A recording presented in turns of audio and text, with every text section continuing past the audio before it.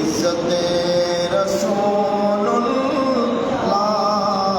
के सलात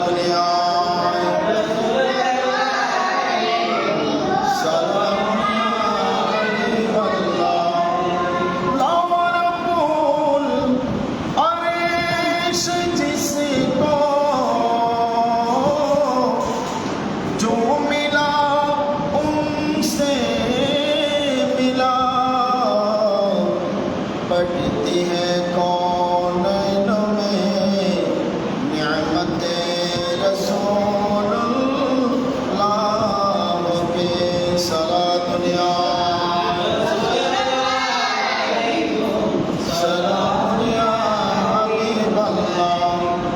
तुझसे और जन्नत से क्या मतलब वह भी दूर हो तुझसे और जन्नत से क्या मतलब वह भी दूर हो हम रसूलुल्लाह के जन्नते रसूलुल्लाह के सलात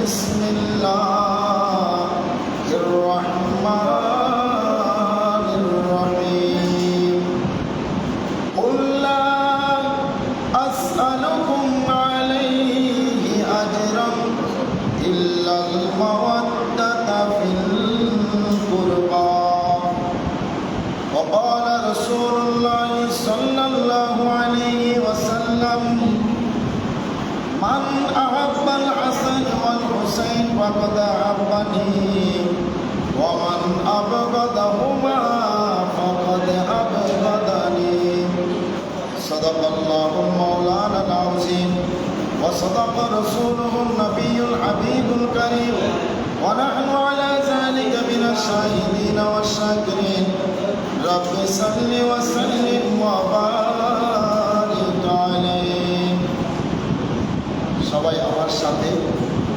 একই সাথে মহব্বত সহকারে ইমাম হুসাইন রাদিয়াল্লাহু তাআলা আনহুর শানে মানকাবা সবাই মহব্বত সহকারে একসাথে পাঠ করবেন।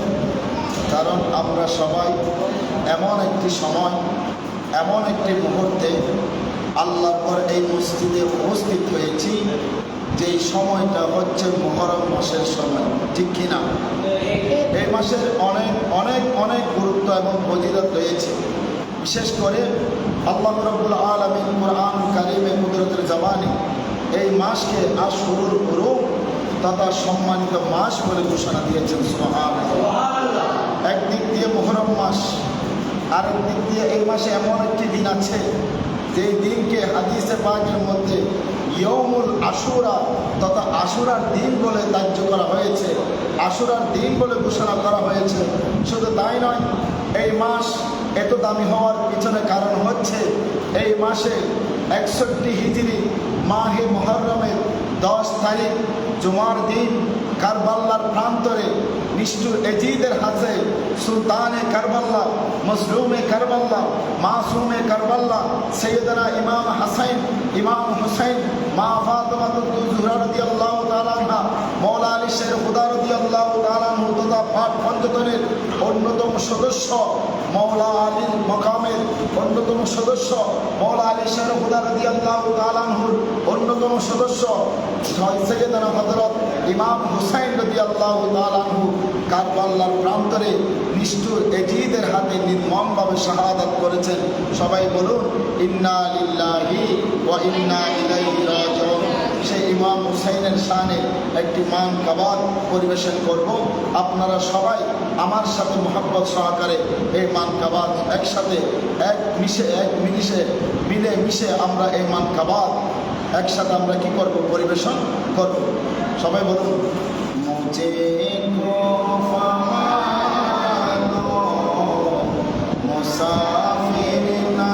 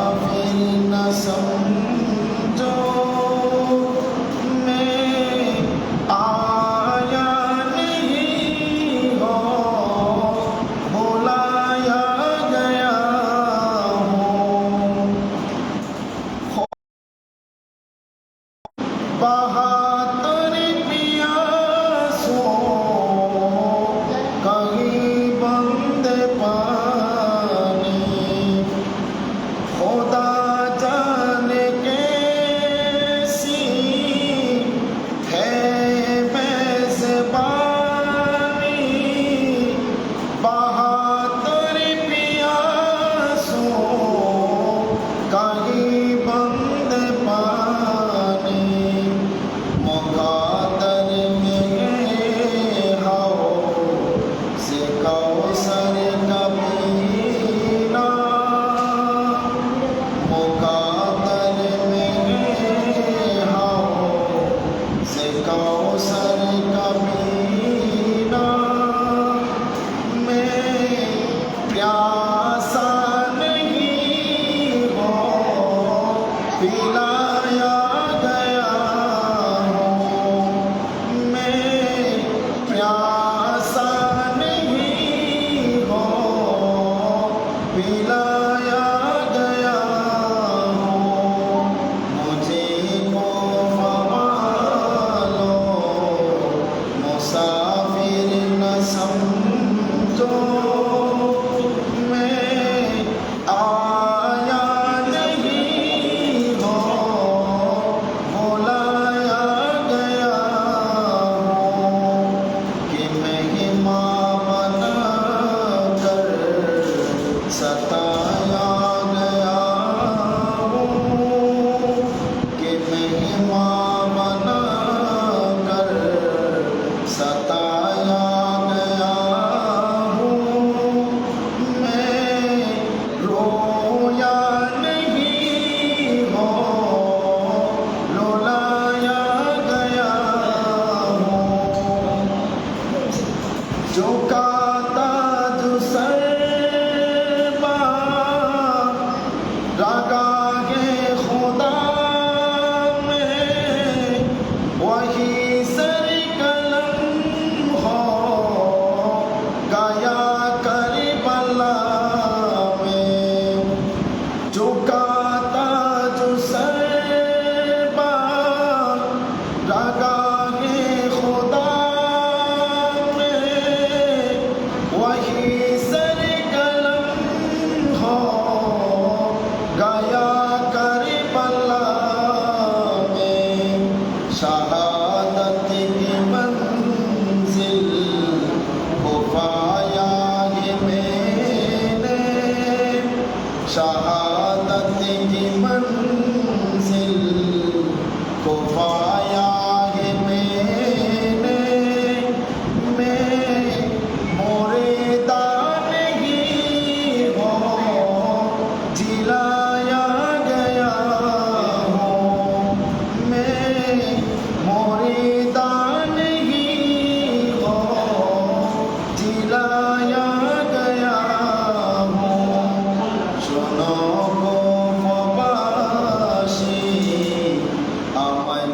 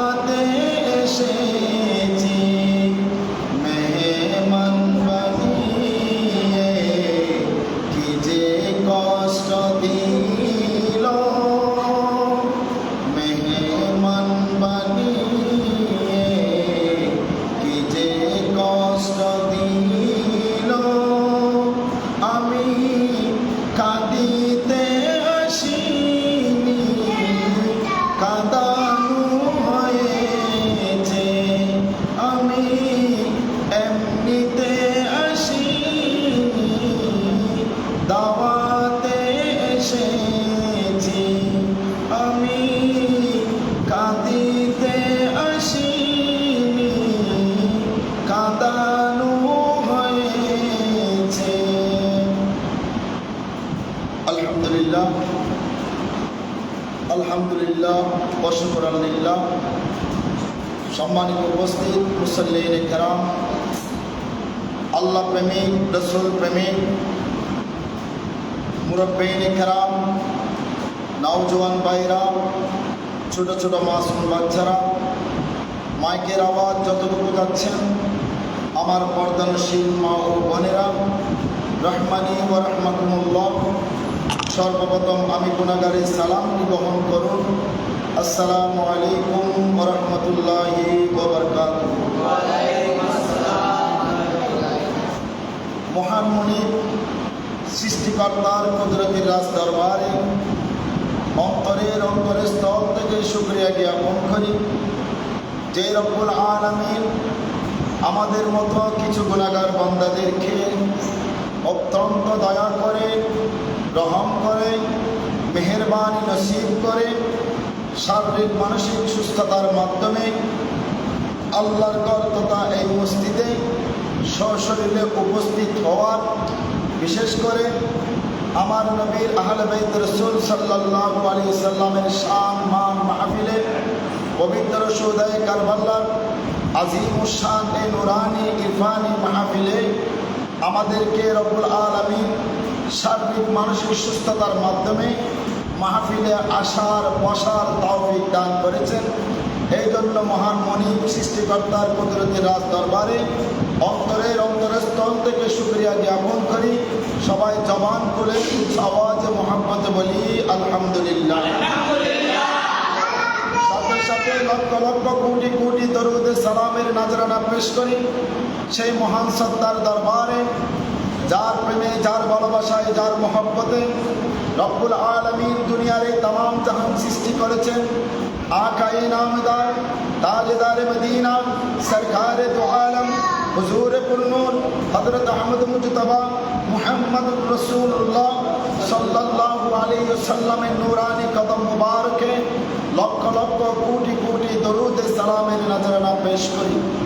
বিশেষ করে শ্রদ্ধার সাথে স্মরণ করি সমস্ত আহলে বাইত রাসূল সাল্লাল্লাহু আলাইহি ওয়াসাল্লাম, যেই সমস্ত আহলে বাইত রাসূল সাল্লাল্লাহু আলাইহি ওয়াসাল্লাম 61 হিজরি কারবালার প্রান্তরে 10 মুহররম নানাদিন ইসলামকে কিয়ামত পর্যন্ত দায়েম আর কায়েম রাখার জন্য আপন আপন বুকের তাদারত্ব বিলীন করে শাহাদাতের শরাব পান করে দিন ইসলামের জন্য যাদের জান মাল কুরবানি করে দিয়েছেন সেই সমস্ত আহলে বাইত রাসূল সাল্লাল্লাহু আলাইহি সাল্লাম, সেই সমস্ত 72 সাহাবী সহ নবীর আহলে বাইত রাসূল সাল্লাল্লাহু আলাইহি সাল্লাম যারা শাহাদাত বরণ করেছেন তাদেরকে আমরা শ্রদ্ধার সাথে স্মরণ করি। বিশেষ করে শ্রদ্ধার সাথে স্মরণ করি সেই সমস্ত আউলিয়া কেরামদের যাদের অক্লান্ত আত্মত্যাগ পরিশ্রমের মাধ্যমে সুন্দর একটি দিন তথা আমরা ইসলাম পেয়েছি।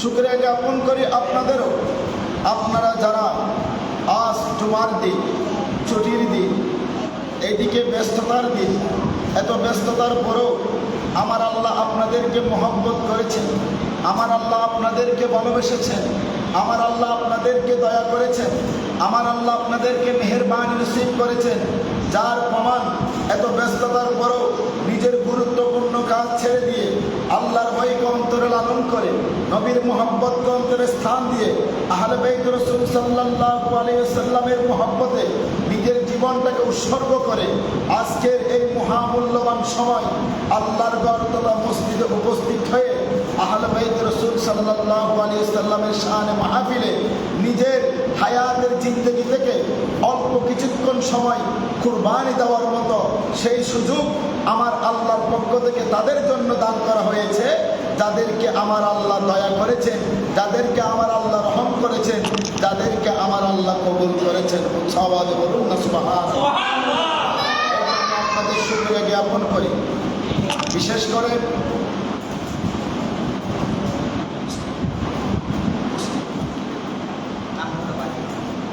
কানমোহনা বাইতুল আমান জান মসজিদে আহলে বাইত রাসূল সাল্লাল্লাহু আলাইহি সাল্লামের স্মরণে পবিত্র শুহাদায়ে কারবালার মাহফিল আমি গুনাহগার আপনাদের সম্মুখে শুরুতে কোরআনুল কারীমে ছোট্ট একটি আয়াত কেনা তেলাওয়াত করেছিলাম।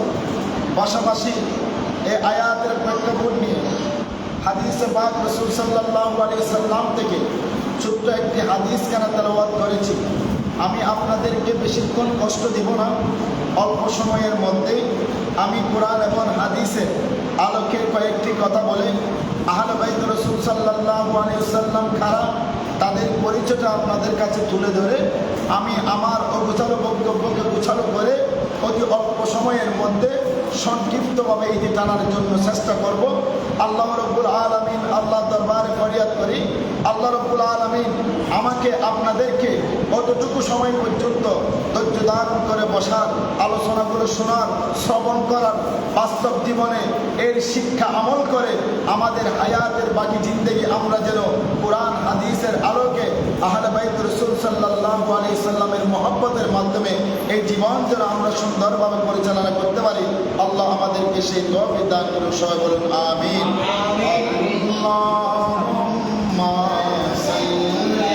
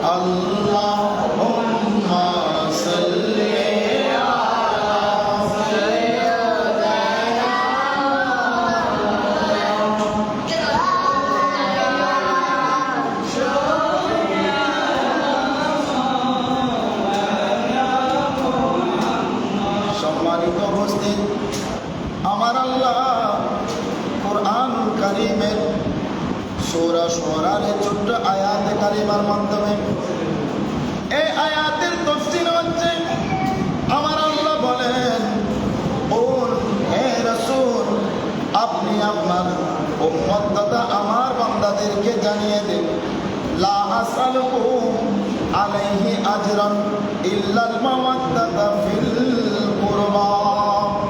হাবিব আপনি আমার বান্দা আপনার উম্মতদেরকে জানিয়ে দিন, আপনি রাসূল যে উম্মতের জন্য হাজার হাজার বার চোখের পানি ফেলিয়েছেন, হাবিব যে উম্মতের জন্য আপনি শরীর থেকে রক্ত মুবারক ঝরিয়েছেন, হাবিব যে উম্মতের জন্য আপনি প্রতিনিয়ত সিজদায় পড়ে পড়ে আমি আল্লাহর দরবারে ফরিয়াদ করতেন, রব্বি হাবিলি উম্মতি, রব্বি হাবিলি উম্মতি। যেই উম্মতের জন্য হাবিব আপনি চোখের পানি ফেলিয়ে ঝরঝর করে চোখের পানি ফেলিয়ে কান্না করেছিলেন, যেই উম্মতের জন্য আপনি ক্ষুধার্ত ছিলেন, যেই উম্মতের জন্য আপনি এমন কোনো জায়গা নাই সিজদা করে আমি আল্লাহ দরবারে ফরিয়াদ করেন নাই, হাবিব আপনি তাদেরকে জানিয়ে দিন যেই কষ্ট, যেই ত্যাগ, যেই আপনি কষ্ট স্বীকার করেছেন, যেই ত্যাগ স্বীকার করেছেন, সেই উম্মতের কাছ থেকে আপনি কোনো বিনিময় চান নাই। উচ্চ আওয়াজে বলুন না সুবহানাল্লাহ।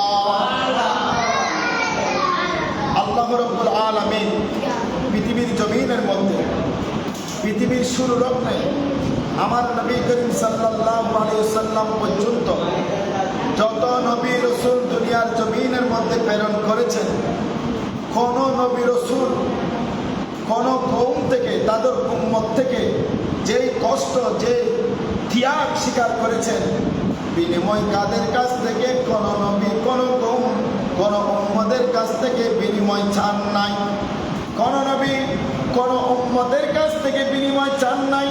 সৈয়দনা আদম সফিউল্লাহ থেকে আমার নবী সৈয়দনা হযরত মুহাম্মদ মুস্তাফা সাল্লাল্লাহু আলাইহি ওয়াসাল্লাম পর্যন্ত আল্লাহ সৃষ্টির শুরু থেকে আমার নবী পর্যন্ত যত নবী রাসূল দুনিয়ার জমিনের মধ্যে প্রেরণ করেছেন, প্রত্যেক নবী তাদের কষ্ট, তাদের ত্যাগ স্বীকার করে দিন ইসলামের খেদমত করেছেন, আল্লাহর দায়িত্ব পালন করেছেন, ইসলামের দাওয়াত দিয়েছেন। ইসলামের দাওয়াত দিতে গিয়ে অনেক নবী শহীদ হয়েছেন, ইসলামের দাওয়াত দিতে গিয়ে অনেক নবী কষ্ট পেয়েছেন, ইসলামের দাওয়াত দিতে গিয়ে অনেক নবী লাঞ্ছনার শিকার হয়েছেন, ইসলামের দাওয়াত দিতে গিয়ে অনেক নবী অনেক কথার অনেক কষ্টের শিকার হয়েছেন। কিন্তু বড় আশ্চর্য বিষয় হলো, যত নবী আল্লাহর পক্ষ থেকে দায়িত্ব নিয়ে পৃথিবীর জমিনের মধ্যে আগমন করেছেন, যত নবী পৃথিবীর জমিনের মধ্যে আগমন করে আল্লাহর ওয়াহদানিয়তের ইসলামের দাওয়াত মানুষদেরকে পৌঁছিয়ে দিয়ে এত কষ্ট, এত ত্যাগ স্বীকার করার পরও কোন নবীর উম্মতের কাছ থেকে কোনো বিনিময় আশা করেন নাই। উচ্চ আওয়াজে বলুন না সুবহানাল্লাহ। পৃথিবীর জমিনে আল্লাহ রাব্বুল আলামিন যত নবী রাসূল প্রেরণ করেছেন, প্রত্যেক নবী রাসূলের কাছে আল্লাহর পক্ষ থেকে একটি দায়িত্ব ছিল, ইসলামের দাওয়াত মানুষের রন্ধ্রে রন্ধ্রে পৌঁছিয়ে দেওয়া। ঠিক কিনা? ঠিক তদ্রূপ প্রত্যেক নবী রাসূল ইসলামের দাওয়াত রন্ধ্রে রন্ধ্রে পৌঁছে দিতে গিয়ে অনেক লাঞ্ছনার শিকার হয়েছিলেন, অনেক কষ্টের শিকার হয়েছিলেন, অনেক নবীকে ক্ষুধার্ত অবস্থা থাকতে হয়েছিল, অনাহারে থাকতে হয়েছিল, পানি পিপাসা বন্ধ ছিল, পানি বন্ধ, খানা বন্ধ, এত কষ্ট ত্যাগ স্বীকার করার পরও কোন নবী তার উম্মতদের কাছ থেকে, তার কওমদের কাছ থেকে কোনদিন বিনিময় আশা করে নাই। ঠিক তদ্রূপ আমার নবী করিম সাল্লাল্লাহু আলাইহি ওয়াসাল্লাম আল্লাহর পক্ষ থেকে ইসলামের দাওয়াত, আল্লাহর পক্ষ থেকে ইসলামের দাওয়াত পৃথিবীর রন্ধ্রে রন্ধ্রে মানুষদের রন্ধ্রে রন্ধ্রে পৌঁছে দেওয়ার জন্য কত লাঞ্ছনা, কত কষ্ট, কত ত্যাগ, শুধু তাই নয়, নিজের মাতৃভূমি মক্কা ছেড়ে তিনি মদিনায় পর্যন্ত হিজরত করেছিলেন। ঠিক কিনা? এরপরও আমার আল্লাহ বলেন, হাবিব আপনার উম্মতের জন্য যে কষ্ট আপনি স্বীকার করেছেন, যে ত্যাগ স্বীকার করেছেন, এর বিনিময় আপনি চাইবেন না। লা আসআলুকুম, আপনি কোনো বিনিময় চাইবেন না। আলাইহি আজরান ইল্লাল মাওয়াদ্দাতা ফিল কুরবা। হাবিব আপনার লাঞ্ছনা শিকারের কষ্টের কথা, ত্যাগের কথা, নিজের মাতৃভূমি মক্কা ত্যাগ, মদিনা হিজরতের কথা, এত কষ্টের পরও আপনি আপনার উম্মতদের কাছ থেকে এর কোনো বিনিময় চাইবেন না। তবে হাবিব আপনার উম্মতদের কাছ থেকে আপনি এর কোনো বিনিময় না চাইলেও আমি আল্লাহ আপনাকে জানিয়ে দিচ্ছি, আপনার উম্মতদের কাছ থেকে একটি মাত্র বিনিময় আপনি চাইবেন। সেই বিনিময়টা হচ্ছে আপনার আহলে বাইতকে যেন তারা বেশি বেশি মহব্বত করে। উচ্চ আওয়াজে বলুন না সুবহানাল্লাহ। তাহলে আল্লাহর কুরআন কারীমে এই আয়াত দ্বারা সুস্পষ্টভাবে আল্লাহ রাব্বুল আলামিন কুরআন কারীমের এই আয়াত দ্বারা কুদরতুল জবানে সুস্পষ্টভাবে ইরশাদ করেছেন, হাবিব আপনি আপনার উম্মতদের কাছ থেকে যত কষ্ট পেয়েছেন, যত লাঞ্ছনা হয়েছে, যত ত্যাগ স্বীকার করেছেন, নিজে ইসলামের দাওয়াত মানুষদের কাছে পৌঁছিয়ে দেওয়ার জন্য মাতৃভূমি মক্কা ছেড়ে মদিনা হিজরত করেছেন, এর কোনো বিনিময় আপনি আপনার বান্দাদের কাছ থেকে, আমার বান্দা তথা আপনার উম্মতদের কাছ থেকে আপনি এটা আশা করবেন না, এটার বিনিময় চাইবেন না। তবে হাবিব আপনার উম্মতদের কাছ থেকে একটি মাত্র বিনিময় আপনি চাইবেন, সেটা আমি আল্লাহর খাবো না, সেটা আমি আল্লাহর ছাওয়া। আপনি আপনার উম্মতদের কাছ থেকে একটি প্রতিজ্ঞা নেবেন, একটি প্রতিশ্রুতি নেবেন, তারা যেন আপনার আহলে বাইত তথা ইমাম হাসান হুসাইন, মা ফাতেমা, মাওলা আলী শেরহুল্লাহ রাদিয়াল্লাহু তাআলা আনহুকে যেন বেশি বেশি করে মহব্বত করে, তাদেরকে যেন ভালোবাসে। উচ্চ আওয়াজে বলুন না সুবহানাল্লাহ।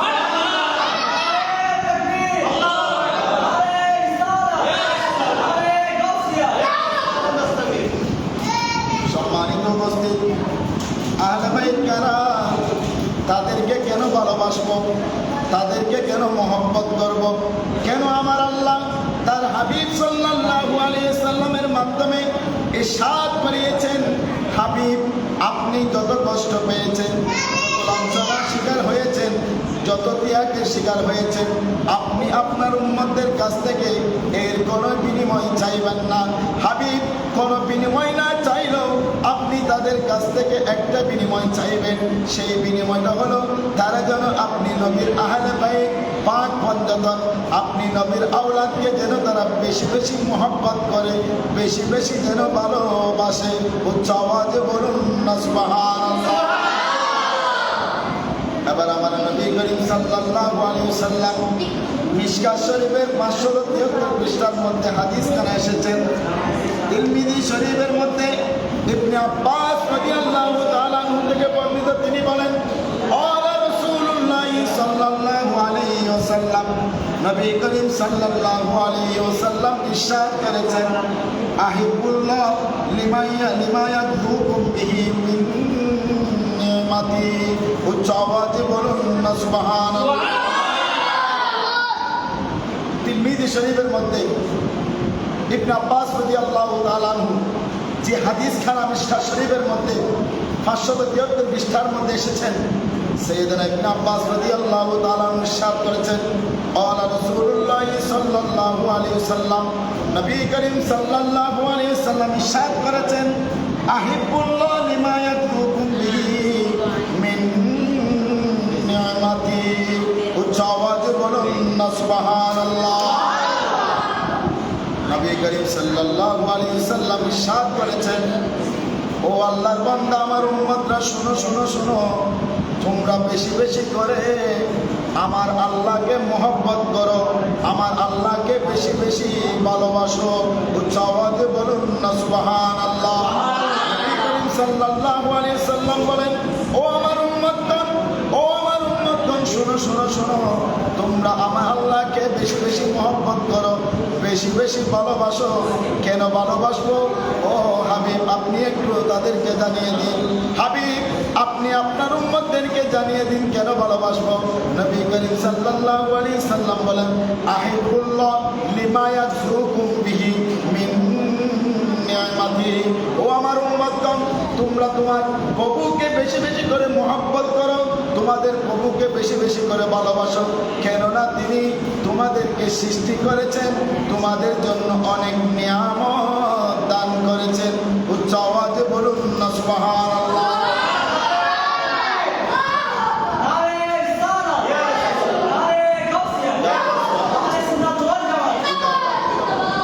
নবী করিম সাল্লাল্লাহু আলাইহি সাল্লাম বলেন, ওহে আমার উম্মতগণ, তোমরা তোমাদের প্রভু তথা আল্লাহকে বেশি বেশি করে ভালোবাসো, মহব্বত করো। কেননা সেই আল্লাহ তোমাদের জন্য অনেক নিয়ামত দান করেছেন। উচ্চ আওয়াজে বলুন না সুবহানাল্লাহ। নবী করিম সাল্লাল্লাহু আলাইহি ওয়াসাল্লাম আরো ইরশাদ করেছেন, ওয়াহিবুনি লিহুবিল্লাহ। নবী করিম সাল্লাল্লাহু আলাইহি সাল্লাম বলেন, ও আমার উম্মতগণ, তোমরা বেশি বেশি করে আমার আল্লাহকে ভালোবাসো, কেননা তিনি তোমাদের জন্য অনেক নিয়ামত দান করেছেন। ওয়াহিবুনি লিহুবিল্লাহ। ও আমার উম্মতগণ, আল্লাহকে ভালোবাসে নিয়ামত পেয়েছো বিদায় আল্লাহকে বেশি বেশি করে ভালোবাসবে। আর তোমরা আমি হাবিব, আমি নবী, আমি মুস্তাফা, আমি মুহাম্মদকে বেশি বেশি করে ভালোবাসবে। কারণ আমি নবীর ভালোবাসার মাধ্যমে আল্লাহর ভালোবাসা পাওয়ার জন্য। উচ্চ আওয়াজে বলুন না সুবহানাল্লাহ। নবী করিম সাল্লাল্লাহু আলাইহি ওয়াসাল্লাম ইরশাদ করেছেন, তিনি বলেন, ওহে আমার উম্মতগণ, তোমরা আল্লাহকে বেশি বেশি করে ভালোবাসো। কেন ভালোবাসবে? কারণ সেই আল্লাহ তোমাদের জন্য অনেক নিয়ামত দান করেছেন। উচ্চ আওয়াজে বলুন আর সেই নিয়ামতের খোদাকে ভালোবাসবে আমি নবীকে ভালোবাসার মাধ্যমে। উচ্চ আওয়াজে বলুন না সুবহানাল্লাহ। ওয়াহিবুনি লিহুবিল্লাহ। নবী করিম সাল্লাল্লাহু আলাইহি সাল্লাম বলেন, তোমরা আমি নবীকে ভালোবাসো, আমি নবীকে মহব্বত করো, আমি নবীকে তোমরা অন্তরের অন্তরস্থল থেকে বেশি বেশি করে ভালোবাসো, আমি নবীকে তোমরা তোমাদের জানের চেয়ে বেশি আপন পাবো। কেন? তোমরা তোমরা যদি তোমাদের প্রভুর ভালোবাসা অর্জন করতে চাও তাহলে তোমরা সর্বপ্রথম আমি নবীর ভালোবাসার বীজ অন্তরের মধ্যে স্থাপন করো। উচ্ছ্বাসে বলুন না, আমি নবীর ভালোবাসার বীজ রোপণ করো। আমি নবীর ভালোবাসা অর্জনের মাধ্যমে তো তোমরা তোমার প্রভুর ভালোবাসা অর্জন করতে পারবে। উচ্ছ্বাসে বলুন না সুবহানাল্লাহ। এরপর আমার নবী বলেন ওয়াহিবু আহলা বাইতি লিহুবিল্লাহ। উচ্চআওয়াজে বলুন না সুবহানাল্লাহ। এই হাদিস শরীফ থেকে নবী করিম সাল্লাল্লাহু আলাইহি ওয়াসাল্লাম আমাদেরকে তিনটা মেসেজ দিয়েছে। এক নম্বর মেসেজ হচ্ছে নবী করিম সাল্লাল্লাহু আলাইহি ওয়াসাল্লাম ইরশাদ করেছেন, তোমরা আল্লাহকে ভালোবাসো, আল্লাহকে মহব্বত করো, আল্লাহকে বিশ্বাস করো, আল্লাহকে বেশি বেশি করে ভালোবাসো। কেন ভালোবাসবে? কারণ সেই আল্লাহ তোমাদের জন্য অনেক নিয়ামত দান করেছেন। উচ্ছ্বাসে বলুন না।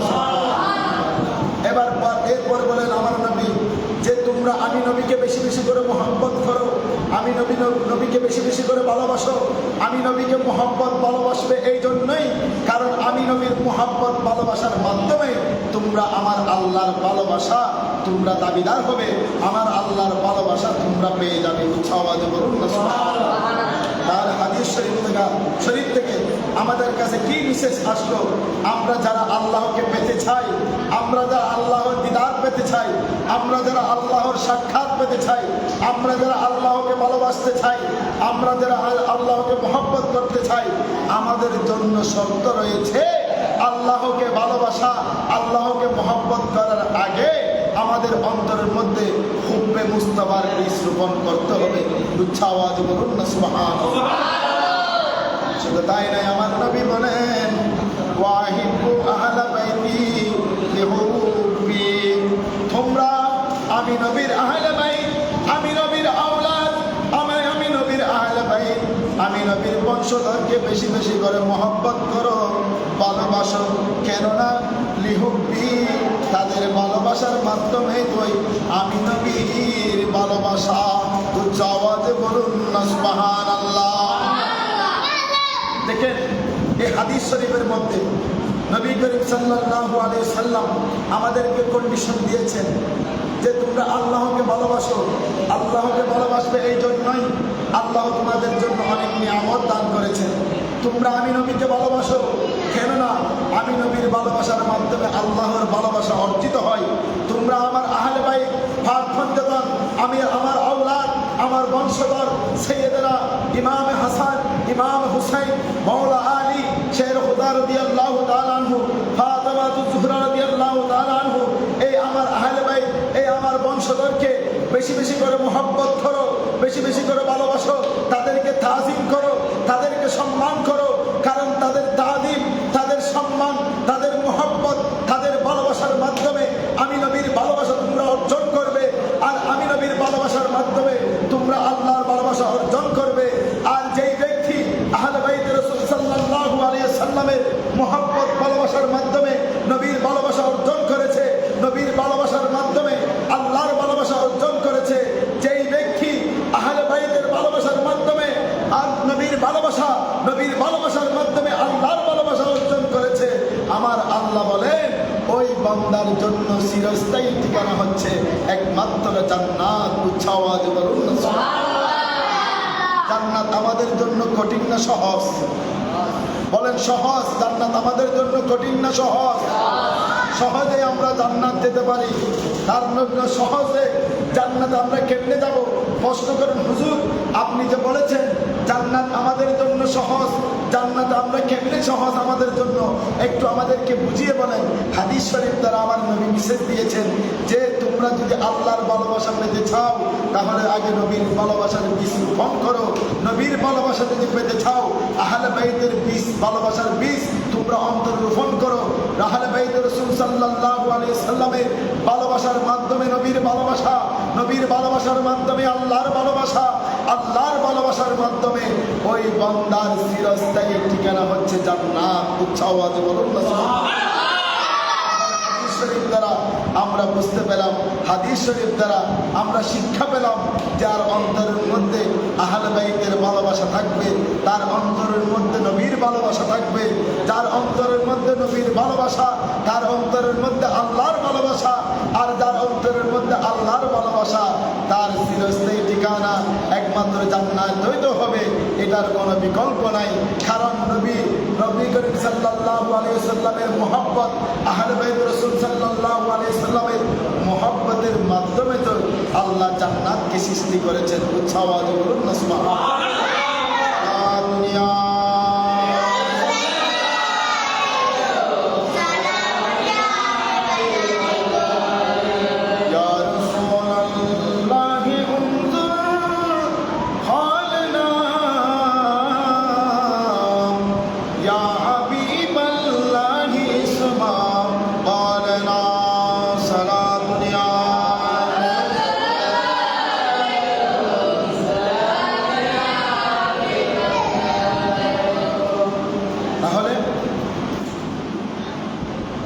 আল্লাহ বলেন, হাবিব আপনি আপনার উম্মতদেরকে জানিয়ে দিন, আপনি এই ইসলামকে প্রচারের জন্য, এই ইসলামের দাওয়াত দিতে গিয়ে আপনার শরীর মুবারক থেকে রক্তজরণ হয়েছে, আপনার দাঁত মুবারককে শহীদ করা হয়েছে, আপনি অনেক কষ্টের শিকার হয়েছেন, আপনার খাদ্য বন্ধ করা হয়েছে, আপনাকে অনেক ত্যাগ স্বীকার করতে হয়েছে, নিজের মাতৃভূমি মক্কা ছেড়ে আপনাকে মদিনায় হিজরত করতে হয়েছে।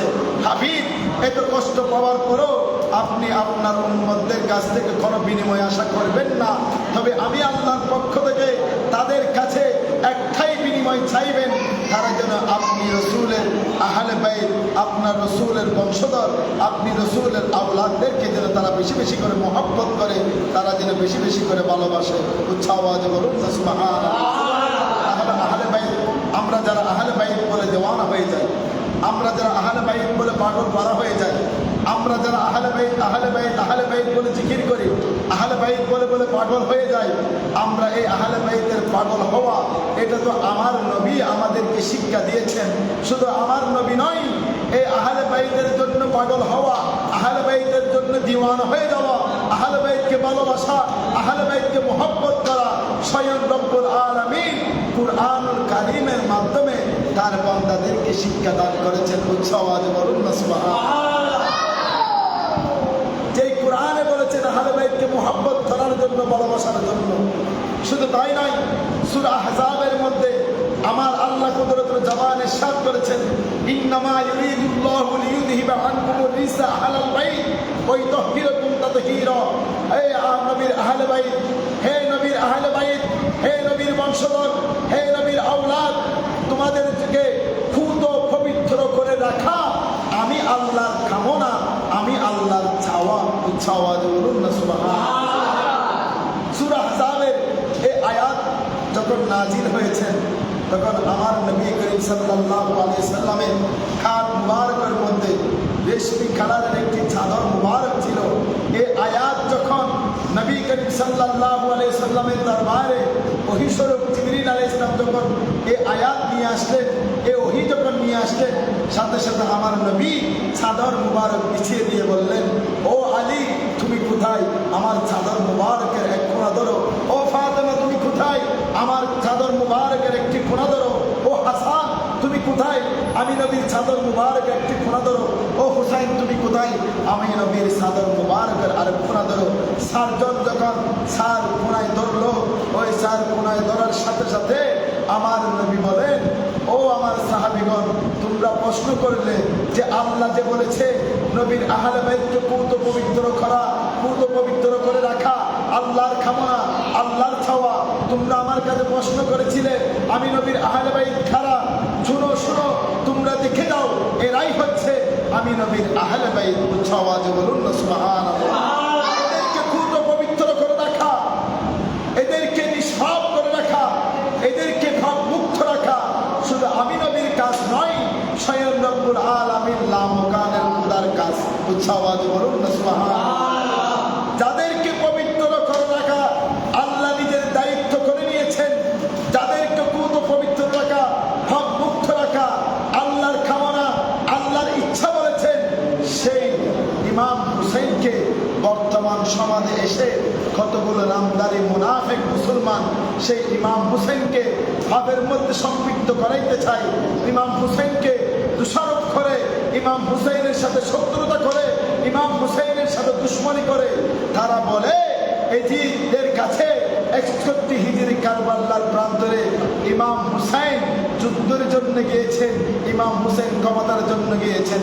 নাউযুবিল্লাহি মিন যালিক। আরে বাবা, ইমাম হুসাইন যদি 61 হিজরি কারবালার প্রান্তরে যুদ্ধের জন্য যাইতো তাহলে মাত্র 82 জন সৈন্য নিয়ে কি তিনি কুফার জমিনে যেতেন? তিনি যুদ্ধের সরঞ্জাম নিয়ে, তিনি যুদ্ধের প্রস্তুতি নিয়ে, সাহাবী কেরামদেরকে সাথে নিয়ে তিনি কুফার জমিনে যুদ্ধের জন্য যাইতেন। কিন্তু ইমাম হুসেন যুদ্ধের জন্য নয়, ইসলামের দাওয়াতের জন্য, ইসলামের খেদমতের জন্য, নানাদির ইসলামকে বাস্তবায়ন করার জন্য, নানাদির ইসলামকে পুনর্জীবন দান করার জন্য কুফার জমিনে মাত্র 82 জন পরিবারের সদস্য নিয়ে তিনি রওনা হয়েছেন। উৎসবাদ বলুন সুবহানাল্লাহ।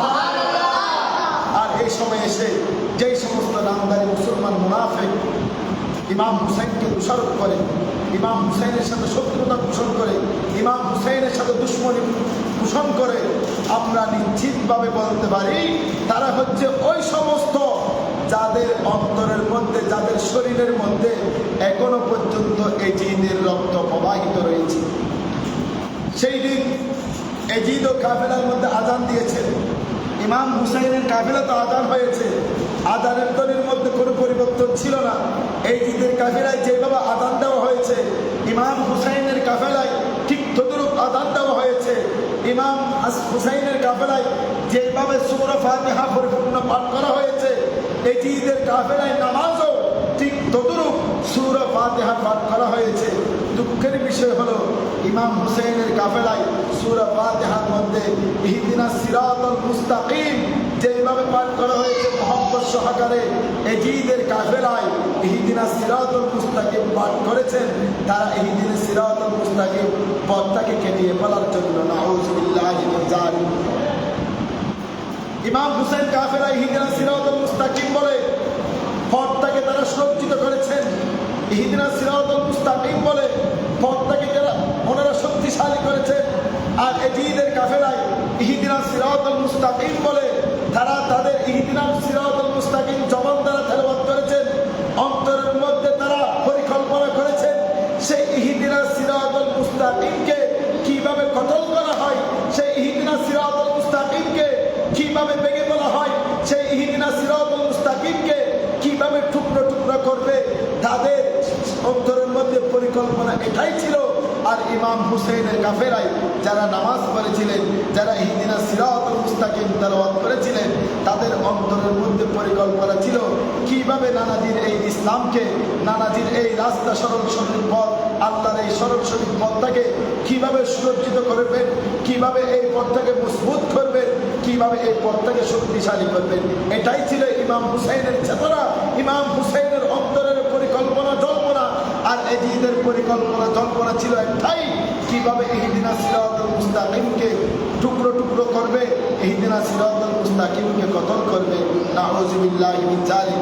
বর্তমান সমাজের মধ্যে এরকম অনেক নামদারি আলেম দেখবেন, তারা বসে বসে এজিদকে তারা পাপ থেকে মুক্ত রাখতে চায়।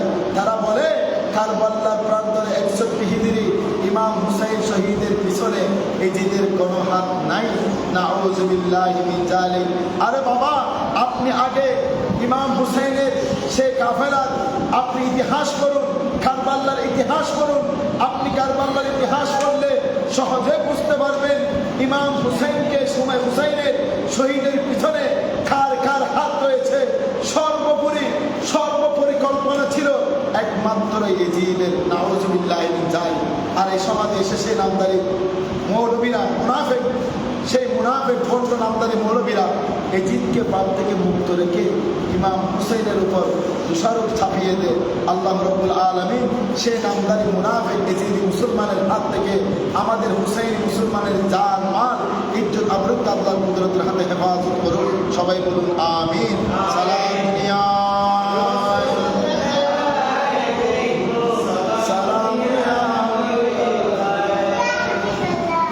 বুঝাতে চেয়েছিলাম আল্লাহ যে আহলে বাইতের মুহাব্বতের কথা বলেছেন, আহলে বাইতকে ভালোবাসার কথা বলেছেন, আহলে বাইতকে মুহাব্বতের কথা বলেছেন, তাজিমের কথা বলেছেন, সম্মানের কথা বলেছেন। আহলে বাইত কারা?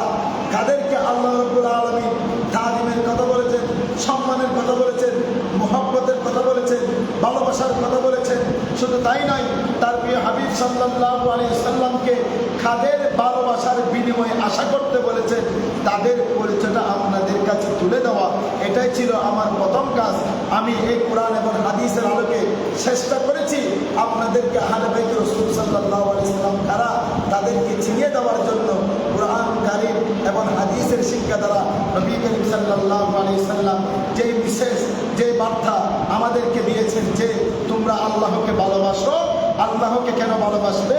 কারণ সেই আল্লাহ তোমাদের জন্য অনেক নিয়ামত দান করেছেন। আর তোমরা আমি নবীকে ভালোবাসো কারণ আল্লাহর ভালোবাসা যদি পেতে চাও, আমি নবীর ভালোবাসার কোনো বিকল্প নাই। আমি নবীর ভালোবাসার মাধ্যমেই তোমরা আল্লাহর ভালোবাসা অর্জন করবে।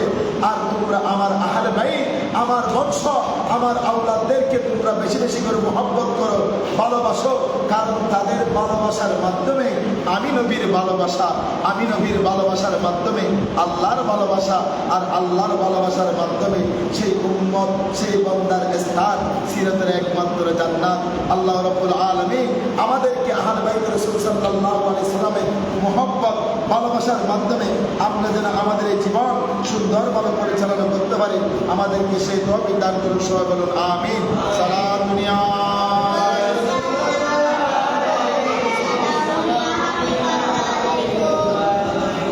আসুন আরেকটি হাদিস শরীফ আমি আপনাদের সম্মুখে তেলাওয়াত করেছিলাম যে নবী করিম সাল্লাল্লাহু আলাইহি সাল্লাম বলেন, মান আহাব্বাল হাসান ওয়াল হুসাইন ফাকাদ আহাব্বানি ওয়া মান আবগাদাহুমা ফাকাদ আবগাদানি। উচ্চাওয়াজ বলুন না সুবহানাল্লাহ। সাল্লাল্লাহু আলাইহি সাল্লাম ইরশাদ করেছেন, ওহে আমার উম্মতগণ, তোমরা আমার কলিজার টুকরা ইমাম হাসান এবং হুসাইনকে মুহাব্বত করো, তাদেরকে ভালোবাসো, কারণ তাদের ভালোবাসা মানে আমি নবীকে ভালোবাসা, তাদেরকে সম্মান করা মানে আমি নবীকে সম্মান করা, তাদেরকে তাদিম করা মানে আমি নবীকে তাদিম করা, তাদেরকে মুহাব্বত করা মানে আমি নবীকে মুহাব্বত করা। উচ্চ আওয়াজে বলুন না সুবহানাল্লাহ। আবগাদাহুমা ফাকাদ আবগাদানি। নবী করিম সাল্লাল্লাহু আলাইহি সাল্লাম ইরশাদ করেছেন, সাবধান, তোমরা তাদের সাথে শত্রুতা পোষণ করো না, তাদের সাথে দুশমনি করো না, তাদেরকে মিথ্যা অপবাদ দাও না। তাদের সাথে শত্রুতা করা, তাদের সাথে দুশমনি করা মানে আমি নবীর সাথে শত্রুতা করা, আমি নবীর সাথে দুশমনি করা। যারা আমার আহলে বাইতকে ভালোবাসবে, তারা আমি নবীকে ভালোবাসবে, যারা আমি নবীকে ভালোবাসবে তাদের অন্তরের মধ্যে আল্লাহর ভালোবাসা স্থাপন হবে। আর যারা আমার আহলে বাইতের সাথে শত্রুতা পোষণ করবে, যারা আমার আহলে বাইতের সাথে দুশমনি পোষণ করবে, তারা আমি নবীর সাথে শত্রুতা এবং দুশমনি পোষণ করলো। আর যারা আমি নবীর সাথে শত্রুতা এবং দুশমনি পোষণ করলো, তারা বরং স্বয়ং রব্বুল আলামিনের সাথে শত্রুতা এবং কি করলো? দুষ পোষণ করলো, দুশমনি পোষণ করলো। আর যে ব্যক্তি আল্লাহর সাথে শত্রুতা এবং দুশমনি পোষণ করবে, তার স্থান তো জান্নাত নয়, বরং তার স্থান হবে চিরতরে জাহান্নাম। আল্লাহ রাব্বুল আলামিন আমাদেরকে আহলে বাইত রাসূল সাল্লাল্লাহু আলাইহি সাল্লামের সম্মানের মাধ্যমে আল্লাহর নবীর সম্মান, আল্লাহর নবীর সম্মানের মাধ্যমে আল্লাহর সম্মান অর্জন করার সেই তৌফিক দান করুন। সবাই বলুন আমিন। আসুন আমি হাদিসের আলোকে ছোট্ট একটি ঘটনা বলবো। মাহে রমজান, রমজানের দিন 29 কিনা 30 রমজানের দিন, যখন ইমাম হুসাইন তার সহপাঠীদের সাথে ছোট্টবেলায়, খুব ছোট্টবেলায় তিনি খেলা করতেছেন, তিনি খেলতেছেন। ছোট্টবেলায় এক সহপাঠী এসে ইমাম হুসাইনকে বললেন, ও হুসাইন, দেখো আগামীকাল ঈদ উল ফিতরের দিন, আগামীকাল ঈদের দিন আমার মা, আমার বাবা আমার জন্য নতুন জামা ক্রয় করেছেন, কত আনন্দ লাগতেছে। এই কথা দেখে, এই দৃশ্য দেখে, এই কথা শোনার সাথে সাথে ইমাম হুসাইন সেই স্থান ত্যাগ করে সাথে সাথে আম্মাজান মা ফাতেমা রাদিয়াল্লাহু তাআলা আনহুর হুজরাখানায় আসলেন। এসে বললেন, আম্মাজান, জানেননি আগামীকাল কোন দিন? উচ্চ আওয়াজে বলুন না সুবহানাল্লাহ। ইমাম হুসাইন সেই জায়গা থেকে দৌড় দিয়ে আম্মাজান ফাতেমা জোহরা রাদিয়াল্লাহু তাআলা আনহাকে প্রবেশ করলেন। প্রবেশ করে বলেন, আম্মাজান, আপনার কাছে বড়ই আশা নিয়ে আসলাম। আম্মাজান, আপনার কাছে জানতে চাই, আপনি কি জানেন আগামীকাল কোন দিন? উচ্চ আওয়াজে বলুন না সুবহানাল্লাহ। মা ফাতেমা ডাক দিয়ে কয়, ও আদরের সন্তান হুসাইন, আগামীকাল তো জানি আগামীকাল ঈদুল ফিতরের দিন। উচ্চ আওয়াজে বলুন না সুবহানাল্লাহ। হুসাইন কয়, আব্বা জান, আপনার কাছে জানতে বড় ইচ্ছা করে, ঈদুল ফিতরের দিন আসলে মা বাবা তার সন্তানদের জন্য নতুন জামার ব্যবস্থা করে, নতুন খাবারের ব্যবস্থা করে, নতুন পোশাকের ব্যবস্থা করে। আম্মা জান, আগামীকাল যদি ঈদুল ফিতরের দিন হয়, প্রত্যেক মা বাবা যদি তার সন্তানের জন্য ঈদুল ফিতরের দিন নতুন পোশাক নতুন জামা ক্রয় করে, তাহলে আম্মা জান, আমার ভাই হাসান এবং আমি হুসাইনের জন্য আগামীকাল ঈদুল ফিতরের দিনে নতুন জামার ব্যবস্থা হয়েছে নি? উচ্চ আওয়াজে বলুন না সুবহানাল্লাহ।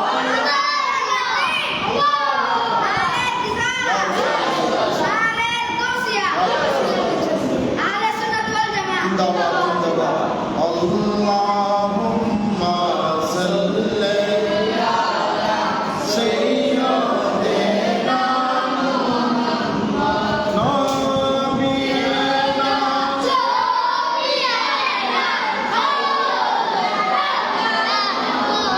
ইমাম হোসেন ভাই, আম্মা জান, প্রত্যেক মা বাবা যদি তার সন্তানের জন্য ঈদুল ফিতরের দিন নতুন নতুন পোশাকের ব্যবস্থা করে থাকে, আম্মা জান, আগামীকাল তো ঈদুল ফিতরের দিন, মা বাবা যেইভাবে প্রতিটি সন্তানের জন্য নতুন নতুন পোশাকের ব্যবস্থা করে, নতুন নতুন জামার ব্যবস্থা করে, আম্মা জান, আমরা দুই ভাই হাসান এবং হুসাইনের জন্য আগামীকাল ঈদুল ফিতরের দিনে নতুন জামার ব্যবস্থা হয়েছে নি? এই কথা শোনার সাথে সাথে মা ফাতেমা রাদিয়াল্লাহু তাআলা স্তব্ধ হয়ে গেলেন, তিনি নীরব হয়ে গেলেন। তিনি চিন্তা করতে লাগলেন, আমার নবী বলেছেন, মান আহাব্বাল হাসাইন ওয়াল হুসাইন ফাকাদ আহাব্বানি ওয়া মান আবগাদাহুমা ফাকাদ আবগাদানি। উচ্চ আওয়াজে বলুন না সুবহানাল্লাহ। আমার নবী বলেছেন, যারা ইমাম হাসান হুসাইনকে ভালোবাসবে, যারা ইমাম হাসান হুসাইনকে ভালোবাসবে, তারা আমি নবীজিকে ভালোবাসলো।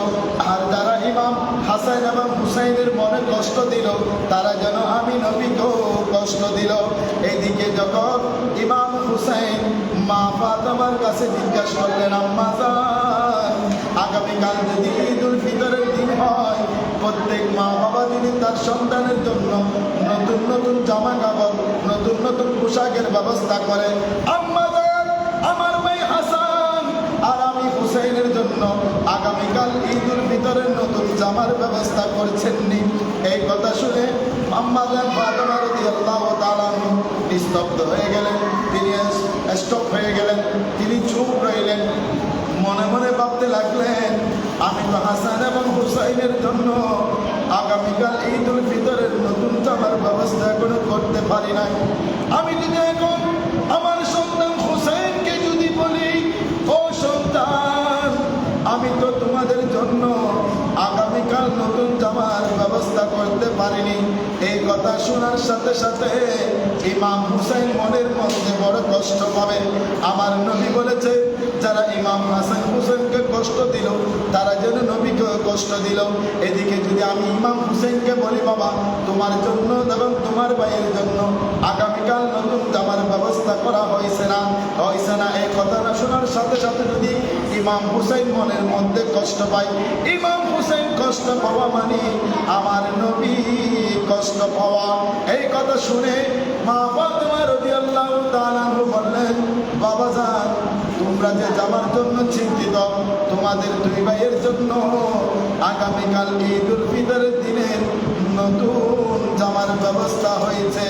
এবার ইমাম হুসাইন কয়, আম্মা জান, আমাদের জন্য ঈদুল ফিতরের দিন আমার ভাই হাসান আমি হুসাইনের জন্য যদি নতুন জামার ব্যবস্থা হয়, তাহলে জামাগুলো কোথায় একটু আমাদেরকে দেখিয়ে দিন। উচ্চ আওয়াজে বলুন না সুবহানাল্লাহ। ইমাম হুসেন জেদ ধরে রয়েছেন, আম্মা জান, আমার ভাই হাসান এবং আমি হুসাইনের জন্য যদি নতুন জামার ব্যবস্থা হয়ে থাকে, তাহলে সেই জামাগুলো একটু আমাদেরকে দেখান, আমরা যেন সেই জামা দেখে আনন্দ হই, আমরা যেন সেই জামা দেখে খুশি হই। উচ্চ আওয়াজে বলুন না সুবহানাল্লাহ। মা ফাতেমা আবার দ্বন্দ্বের মধ্যে পড়ে গেলেন। একদিকে নবীর আহলে বাইত, আরেকদিকে আল্লাহ। এদিকে নবীর আহলে বাইত, আমার নবী বলেছেন তাদেরকে কষ্ট দেওয়া মানে নবীকে কষ্ট দেওয়া। হোসাইন আমার কাছে জিজ্ঞাসা করতে আসলো, নতুন জামার ব্যবস্থা হয়েছে না? আমি কষ্ট না দেওয়ার জন্য আমি ইমাম হুসেনকে মিথ্যা বলেছি, জামার ব্যবস্থা হয়েছে। এখন ইমাম হুসেন তো জেদ্দের বসে আছেন নতুন জামা দেখার জন্য। এখন আমি কি করব? ইমাম হুসাইন রাদিয়াল্লাহু তাআলা যখন মায়ের কাছে জেদ্দরে বসে রইলেন, আমার জন্য যে নতুন জামার ব্যবস্থা হয়েছে, আমি সেই জামাগুলো একটু দেখতে চাই। মা ফাতেমা রাদিয়াল্লাহু তাআলা বলেন, ও আদরের সন্তান হুসাইন, তোমার জন্য নতুন জামার ব্যবস্থা হয়েছে, তবে জামাগুলো তো এখনো আসে নাই। সেই জামাগুলো দর্জির দোকানে সেলাই করা হচ্ছে। উচ্চ আওয়াজে বলুন না সুবহানাল্লাহ।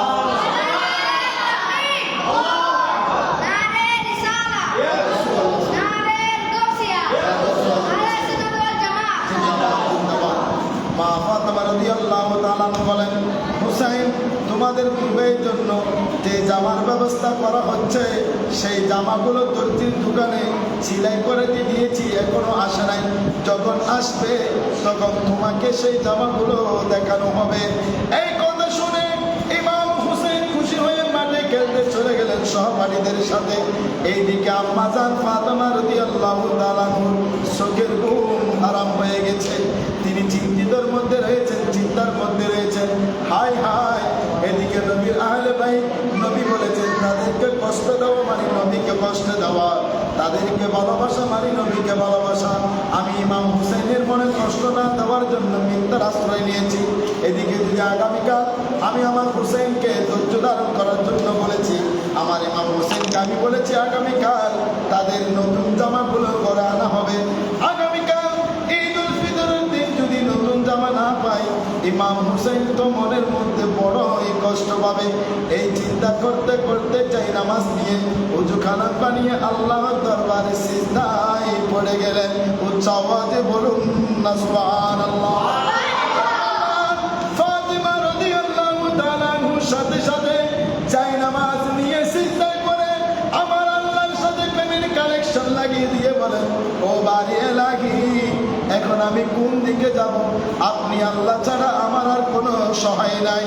এদিকে আপনার নবী বলেছেন, হাসান হুসেনকে কষ্ট দিলে আপনার নবী কষ্ট পাবে, আপনার নবী কষ্ট পেলে আপনি লামকানের খোদা কষ্ট পাবেন। এদিকে আমি আপনার আহলে বাইতের, আমার নবীর আহলে বাইতের কষ্ট না দেওয়ার জন্য মিথ্যায় আশ্রয় নিয়েছি। আল্লাহ আগামীকাল সকালবেলা যদি ইমাম হাসান, ইমাম হুসাইনের জন্য নতুন জামার ব্যবস্থা করা না হয়, তাহলে ইমাম হাসান, ইমাম হুসাইন বড়ই কষ্ট পাবে। তারা কষ্ট পেলে আমার নবী কষ্ট পাবে। আমি ফাতেমার চেহারা আমার নবীকে কিভাবে দেখাবো? এই কথা বলে তিনি সিজদার মধ্যে ঘুমিয়ে পড়লেন। ফজরের রক্ত হলো, ফজর রক্ত সিজদা থেকে উঠে মাতা ফাতেমা রাদিয়াল্লাহু তাআলা ফজরের নামাজ পড়লেন। ফজরের নামাজ পড়ে আল্লাহর দরবারে পুনরায় হাত তুলিয়ে দিয়ে বললেন, ও আল্লাহ মুকামের খোদা, সকাল ফুটতে দেরি নাই, আপনার গায়েবী খজানা থেকে আমাদেরকে মদত করুন, আমাদেরকে সাহায্য করুন। উচ্চ আওয়াজে বলুন না সুবহানাল্লাহ। এই ফরিয়াদ করতে দেরি আল্লাহ রাব্বুল আলামিন জিবরিল আলাইহিস সালামকে হুকুম দেন, ও জিবরিল, তুমি জান্নাতে যাও। জান্নাতে আমি আল্লাহর পক্ষ থেকে নির্ধারিত দুটো পোশাক আছে। একটা পোশাকের রং হচ্ছে সবুজ, আর একটা পোশাকের রং হচ্ছে লাল। এই দুইটা পোশাক নিয়ে আমার নবীর আহলে বাইত সৈয়দুশ শুহাদা ইমাম হাসান, ইমাম হুসাইন, মাওলা আলী শের খুদা ফাতেমা জোহরা রাদিয়াল্লাহু তাআলা আনহু গৃহের মধ্যে প্রবেশ করো। উচ্চ আওয়াজে বলুন না সুবহানাল্লাহ। যখন সূর্য উঠলো সাথে সাথে সূর্য ওঠার সাথে সাথে জিবরিল আলাইহিস সালাম আম্মা জান ফাতেমা রাদিয়াল্লাহু তাআলা আনহার ঘরের সামনে এসে দরজায় টোকা দিচ্ছেন। দরজায় যখন টোকা দিচ্ছেন, ওইদিকে ইমাম হুসাইন রাদিয়াল্লাহু তাআলা আনহু ডাক দিয়ে বলেন, আম্মা জান, মনে হয় দর্জির দোকান থেকে কাপড় নিয়ে দর্জি এসেছে। উচ্চ আওয়াজে বলুন না সুবহানাল্লাহ। ফাতেমা রাদিয়াল্লাহু তাআলা আনহা বলেন, বাবা দরজা খুলে দেখো কে এসেছে। তখন তিনি ইমাম হুসাইন দরজা খুললেন। দরজা খোলার সাথে সাথে দেখলেন একটি নূরের মানুষ। উচ্চ আওয়াজে বলুন না সুবহানাল্লাহ। জিবরিল আলাইহিস সালাম মানুষের সুরত নিয়ে ইমাম হুসাইন রাদিয়াল্লাহু তাআলা আনহু ঘরের মধ্যে আসলেন। ইমাম হুসাইন কয়, আপনি মনে হয় দর্জি, আমাদের যে জামাগুলো আপনার কাছে আমার আম্মা সিলাইতে দিছে, এই জামাগুলো নিয়ে মনে হয় আপনি এসেছেন। জিবরিল আলাইহিস সালাম বললেন, হ্যাঁ আমি দর্জি, তোমরা দুবাই হাসান এবং হুসাইনের নির্ধারিত পোশাকগুলো নিয়ে আমি এসেছি, তোমরা পোশাকগুলো গ্রহণ করো। উচ্চ আওয়াজে বলুন না সুবহানাল্লাহ। আম্মা জান ফাতেমা রাদিয়াল্লাহু তাআলা আনহার হাতে দিলেন। আম্মা জান ফাতেমা রাদিয়াল্লাহু তাআলা আনহা পোশাকগুলো পাওয়ার সাথে সাথে হাসান এবং হুসাইন দুইকে ডাক দিয়ে বলেন, ও হাসান, ও হুসাইন, তোমাদের জন্য দুটি জামার ব্যবস্থা হয়েছে। ওই কালারের পছন্দ তোমরা তোমাদের জামাটা নির্ধারণ করো। এদিকে লাল জামা দেখার সাথে সাথে ইমাম হুসাইন ডাক দিয়ে বলেন, আম্মা জান, আপনার হাতে লাল রঙের যে পোশাকটা দেখতেছি, এই পোশাকটা আমার কাছে বড়ই সুন্দর লাগতেছে। আম্মা জান, ওই লাল কালারের লাল রঙের পোশাকটা আমি হুসাইন পরিধান করব। উচ্চ আওয়াজে বলুন না সুবহানাল্লাহ। হাসান বলে, আম্মা জান, আপনার হাতে সবুজ রঙের যে পোশাকখানা দেখা যাচ্ছে, ওই পোশাক আমার কাছে বড়ই ভালো লাগতেছে। আমি ওই পোশাকটা নির্ধারণ করেছি, আমি ওই পোশাকটা পরিধান করব। এবার আম্মা জানের কাছ থেকে সাইয়েদানা ইমাম হাসান সবুজ কালারের রঙের জামা নিলেন। ইমাম হুসাইন রাদিয়াল্লাহু তাআলা আনহু লাল রঙের জামা নিলেন।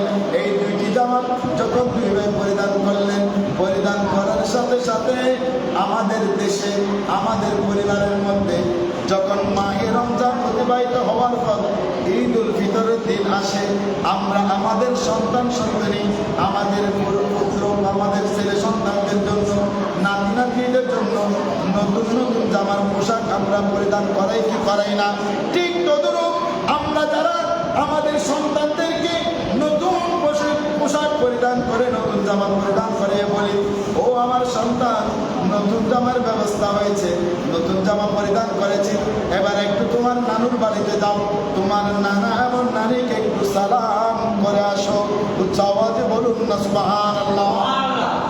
যখন ঈদ উল ফিতরের দিন আসে, বিশেষ করে ঈদের দিন, ঈদ উল ফিতরের দিন, মাহে রমজানের যে ঈদ, ঈদ উল ফিতরের দিন যখন আসে, আমরা আমাদের সন্তানদেরকে নতুন নতুন জামা, নতুন পোশাক পরিধান করে তাদেরকে আমরা বলি, ও আমার সন্তান, তোমার জন্য নতুন জামা ক্রয় করেছি, নতুন পোশাক পরিধান করেছো, এবার একটু তোমার নানুর বাড়িতে যাও, নানুর বাড়িতে গিয়ে তোমার নানা এবং নানিকে একটু সালাম করে আসো। এই কথা আমরা বলি কি বলি না? এটা হচ্ছে মা ফাতেমা রাদিয়াল্লাহু তাআলা আনহার সুন্নাত।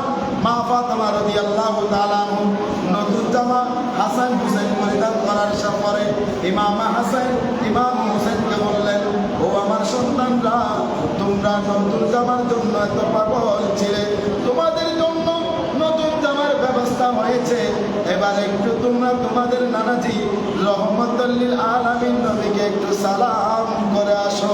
উচ্চ আওয়াজে বলুন না সুবহানাল্লাহ। ইমাম হাসান ইমাম হুসাইন নতুন জামা পরে নানাজি রহমতুল লিল আলামিনের নবীর দরবারে গেলেন। দরবারে গিয়ে ইমাম হাসানের শরীর মুবারকে যখন সবুজ কালারের জামা দেখলেন, ইমাম হুসাইনের শরীর মুবারকে যখন লাল রঙের জামা দেখলেন, এটা দেখার সাথে সাথে আমার নবীর দুই নয়ন নুরানি চোখ দ্বারা ঝর ঝর করে পানি ঝরতে লাগলো। আমার নবী ইমাম হুসাইনকে ডাক দিলেন, ও হুসাইন, তুমি আমার পাশে বসো, ও হাসান, তুমি আমার ডান পাশে বসো, হুসাইন তুমি আমার বাম পাশে বসো। দুই ভাইকে দুই পাশে বসাইলেন। বসার পর আমার নবী ইমাম হাসানের ঠোঁটের মধ্যে একটা চুমা দিলেন। আর ইমাম হুসাইনকে গলার মধ্যে চুমা দিলেন। এই অবস্থান থেকে, এই দৃশ্য থেকে ইমাম হুসাইন বড়ই পেরেশান হয়ে গেছেন। হাই হাই, আমার নানা রহমতুল আলামিন নবী আমাদের দুই ভাইকে সমান সমান ভালোবাসে। ভালোবাসার বাজারে যদি ভালোবাসা সমান সমান বেচা কিনা হবে গো, তাহলে আমি জানতে চাই, আমার কাছে প্রশ্ন থাকলো, আমার নানা রহমতুল্লাহ আলামিন নবী আমার ভাই হাসান রে কেন ঠোঁটের মধ্যে চুমা দিলেন? আমাকে তো চাইলে ঠোঁটের মধ্যে চুমা দিতে পারতেন, কিন্তু আমার ভাই হাসান রে ঠোঁটের মধ্যে চুমা দিলেন, আর আমি হুসেন রে কেন গলার মধ্যে চুমা দিলেন? এই পেরেশান নিয়ে নবী যখন চুমা দিয়ে ঈদগাহ ময়দানের দিকে রওনা দিচ্ছেন, ডাক দিয়ে বলেন, ও হাসান, ও হুসেন, তোমরাও আমার সাথে ঈদগাহ ময়দানে আসো। এদিকে হুসেন বড়ই পেরেশান, বড় কষ্টের মধ্যে আছে যে নানাজি রহমতুল আলামিন নবী ইমাম হাসান রে ঠোঁটের মধ্যে চুমা দিলেন, ইমাম হোসেন রে গলার মধ্যে চুমা দিলেন। তিনি সাথে সাথে ঈদগাহ ময়দানে না গিয়ে আম্মা জান মা ফাতেমা রাদিয়াল্লাহু তাআলা হুজুরের কাছে চলে আসলেন। ওইদিকে আম্মা জান ফাতেমা রাদিয়াল্লাহু তাআলার হাতে জায়নামাজ ছিলেন, তিনি যাচ্ছেন নামাজে জন্মগ্রহণ হওয়ার জন্য। ইমাম হোসেন দূর দিয়ে আম্মা জান ফাতেমা রাদিয়াল্লাহু তাআলা ঘরে গিয়ে বললেন, এইদিকে যখন ইমাম হোসেনকে আম্মা জান ফাতেমা রাদিয়াল্লাহু তাআলা দেখলেন, বললেন, বাবা রে, নতুন জামার জন্য পাগল ছিলেন, নানাজির দরবারে গিয়েছ? বলে, হ্যাঁ মা গিয়েছি। নানাজি কোথায়? বলে, ঈদগাহ ময়দানে গেছে। তো তুমি কেন ঈদগাহ ময়দানে যাও নাই? ইমাম হুসাইন কই, আম্মা গো, আজ আমার মন বেশি ভালো নাই, আমি অনেক কষ্টের মধ্যে আছি। মা ফাতেমা রাদিয়াল্লাহু তাআলা বললেন, ও আদরের সন্তান হুসাইন, তুমি কি পেরেশানির মধ্যে এসে আসো?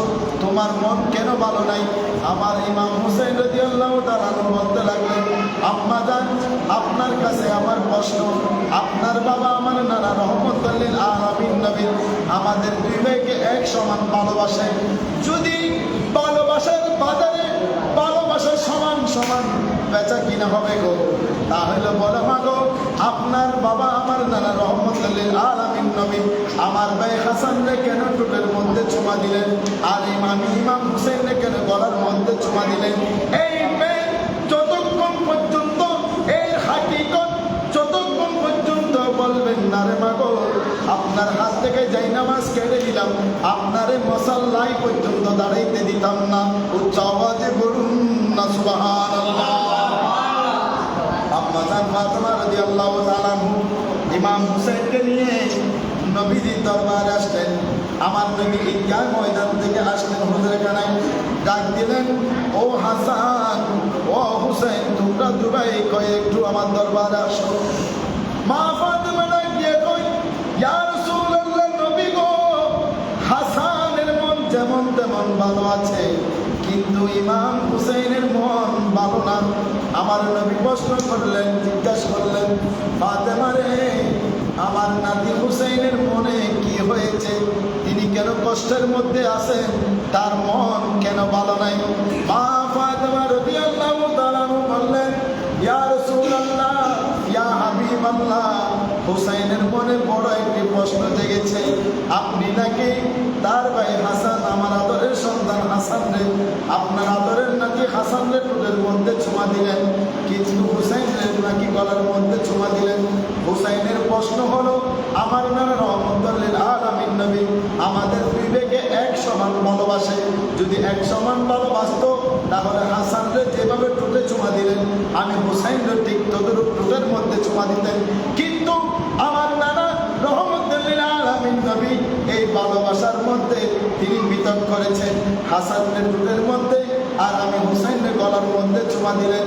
এই কথা শোনার সাথে সাথে নবী করিম সাল্লাল্লাহু আলাইহি ওয়াসাল্লাম দুই চোখের পানি ঝরঝর করে ছেড়ে ছেড়ে ছেড়ে ছেড়ে কান্না করতে লাগলেন।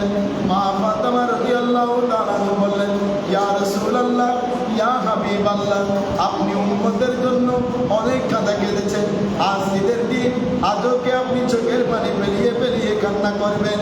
আমার নবী কয়, ও ফাতেমা, আমি কি জন্য কাঁদতেছি তুমি তো জানো না, যেই জন্য কান্না করতেছি এই কথা যদি তুমি ফাতেমা জানো, তুমি ফাতেমার বুক সুরমার হয়ে যাবে। উচ্চ আওয়াজে বলুন সুবহানাল্লাহ। মা ফাতেমা রাদিয়াল্লাহু তাআলা বললেন, ইয়া রাসূলুল্লাহ, আপনি যে উম্মতের জন্য সারা জিন্দগি ভর চোখের পানি ফেলিয়েছেন, আজ ঈদুল ফিতর দিন, আজও কি আপনি চোখের পানি ফেলিয়ে কান্না করবেন? এদিকে আমার নবী বলেন, ও ফাতেমা, আমি কি জন্য কান্না করতেছি এর হাকিকত তুমি জানো না। আমি যেই জন্য কান্না করতেছি, যেই জন্য আমি চোখের জল ফেলিতেছি, এই কথা যদি তুমি জানো, তুমি ফাতেমার বুক চুরমার হয়ে যাবে।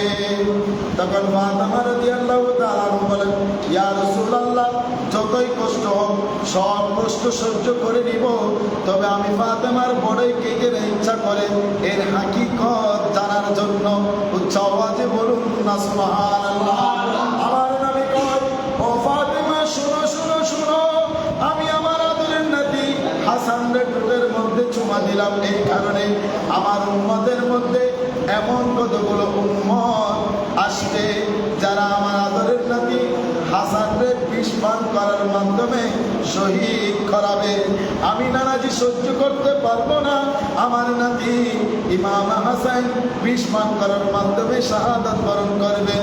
সেই শাহাদাতের সময় আমি ইমামের হাসানের কষ্ট দূর করার জন্য, তার শাহাদাত সহজ করার জন্য আমি নবী ঠোঁটের মধ্যে চুমা দিয়ে ইমাম হুসাইনের ঠোঁট মুবারকের মধ্যে মেডিসিন সংযুক্ত করেছি। উচ্চ আওয়াজে বলুন না সুবহানাল্লাহ। আমি আমার হাসান, আদরের নাতি হাসানের ঠোঁটের মধ্যে চুমা দিলাম এই কারণেই আমার উম্মতের মধ্যে এমন কতগুলো উম্মত প্রতিষ্ঠিত হবে যারা আমার হাসানকে, আমার আদরের নাতি হাসানকে বিষ পান করার মাধ্যমে শাহাদাত বরণ করাবে, শহীদ করবে। আমি চাই যেই দিন আমার আদরের নাতি হাসানরে বিষ পান করার মাধ্যমে শহীদ করবে, ওই দিন যেন আমার আদরের নাতি হাসান সমস্ত কষ্ট থেকে মুক্ত থাকতে পারে, সহজেই যেন শাহাদাত বরণ করতে পারে। এই জন্যই আমি নবী আমার আদরের নাতি ইমাম হাসানের ঠোঁটের মধ্যে মেডিসিন সংযুক্ত করে দিচ্ছি। উচ্চ আওয়াজে বলুন না সুবহানাল্লাহ। ফাতেমা রাদিয়াল্লাহু তাআলা বললেন, ইয়া রাসূলুল্লাহ, বুঝলাম আমার আদরের সন্তান ইমাম হাসান বিষ পান করার মাধ্যমে শহীদ হবে, কিন্তু আপনি ইমাম হুসাইনকে কেন গলার মধ্যে চুমা দিলেন? এবার আমার নবী বলেন, ও ফাতেমা, এটা তো বড়ই কষ্টের বিষয়, এই কথা তো তোমাকে বলা আমি নবীর দ্বারা সম্ভব না। মা ফাতেমা রাদিয়াল্লাহু তাআলা বলেন, ইয়া রাসূলুল্লাহ, যতই কষ্ট হোক আমি মার বড়ই ইচ্ছা করে এর হাকিকত জানার জন্য। আমার নবী দু চোখের পানি জড়জড় করিয়েছে, জড়জড় করে ছেড়ে দিয়ে কান্না করে করে বলতেছে, ফাতেমারে শুনো, আমার উম্মতের মধ্যে এমন এক উম্মত প্রতিষ্ঠিত হবে, এমন একটি উম্মত, এমন একটি জাত প্রতিষ্ঠিত হবে যারা 61 হিজরি কারবালার প্রান্তরে 10 মুহররম আমার এই আদরের নাতি ইমাম হুসাইনকে ছের মুবারক দ্বিখণ্ড করার মাধ্যমে শহীদ করবে। ইন্না লিল্লাহি ওয়া ইন্না ইলাইহি রাজিউন।